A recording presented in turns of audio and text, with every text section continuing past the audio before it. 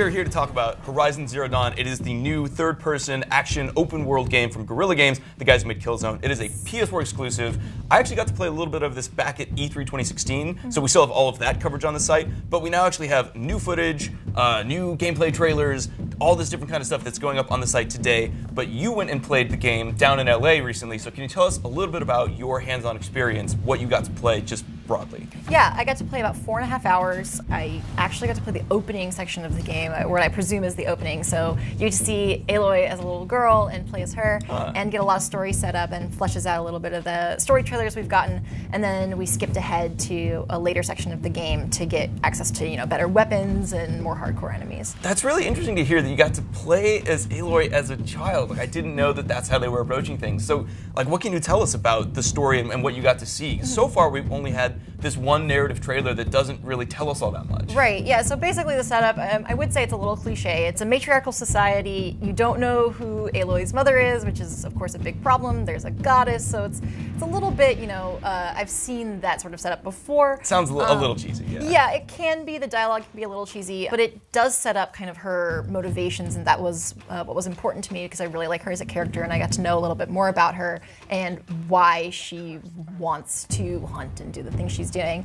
And then one scene really stuck out to me, which was you're kind of down in the metal world. If you don't know, Horizon is sort of this post-apocalyptic world, about 1,000 years in the future. So there's like ancient machinery, and she goes into the metal world, and she sees holograms and like memories of the people who were there before, and sees a father wishing his son happy birthday.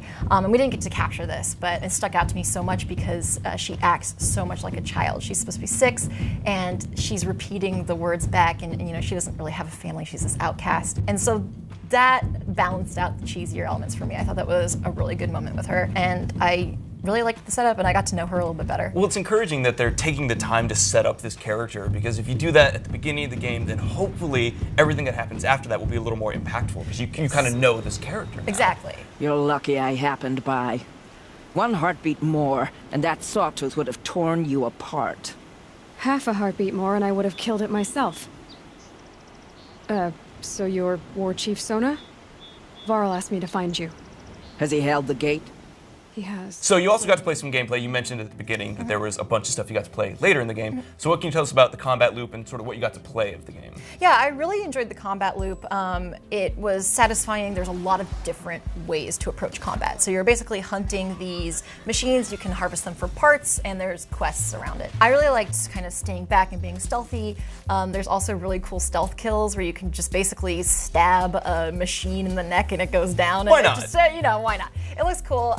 And it was really satisfying to execute, especially the stealth sections. You have sort of this device that looks like a wearable Bluetoothy device that lets you scan your environment, and you can also track enemies. So you can see, it highlights where an enemy that has sort of a path that it follows. Sure. You can see what that path is and either sneak past it or plant trip mines and trip it up and then take it down from there. And so there were a lot of different options, and the skill tree ties into that, and you get to unlock different ways to take down enemies or to be stealthier. And so I really found it satisfying, especially in the context of the open world. I could kind of just track down whatever monster I wanted to. Just quickly, how deep would you say the skill tree is? I mean, does it really branch? Are there a lot of different playstyles? Like, how deep are we going here? There's 3 main branches. There's, I think, Prowler, Brave, and it's like Forager or Harvester or something like that. And so those are the 3 gameplay types, and then within that they branch. And so it's pretty decently deep. I mean, not the deepest skill tree I've ever seen, but there were a lot of different options like, stealthy drops, or now you loot more items from the corpses of monsters. So, gotcha. Yeah. Along its path.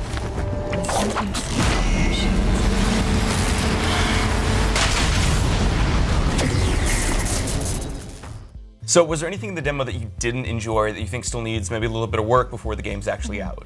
I would say the camera is the wonkiest part of it. You have to remember Guerrilla has a history of first person, and so I kind of took that into account. The transition from first to third can be weird, but if you've ever played a third-person game and you moved the camera and got a face full of tree or a zoom in on a wall, yeah, totally. That's sort of the thing we're talking about. So that happened sort of frequently, more frequently than I would have wanted, but not in a way that totally obstructed my exploration of the world or my ability to take down enemies. But I would like to see that cleaned up a little bit. Gotcha. Overall, though, what was your impression of the game? Just come away feeling positive, pretty much, or feel a little concerned? I mean, how are you feeling about the game in general? I'm really excited to play more, honestly. I loved the RPG elements. I want to know more about Aloy as a character, and I want to follow her journey through, figuring out what her origin is, and I'm interested to learn more about that.